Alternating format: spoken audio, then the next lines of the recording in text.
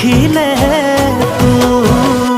এনেই ময়ো চোন ধুনীয়াই দেৱতাৰ নিচিনাই কপালত লিখিলে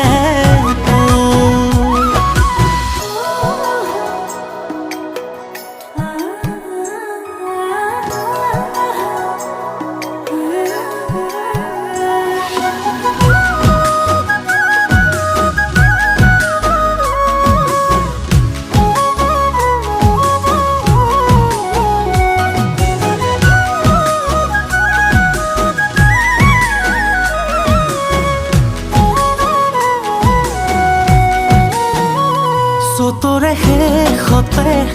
মৰম বহা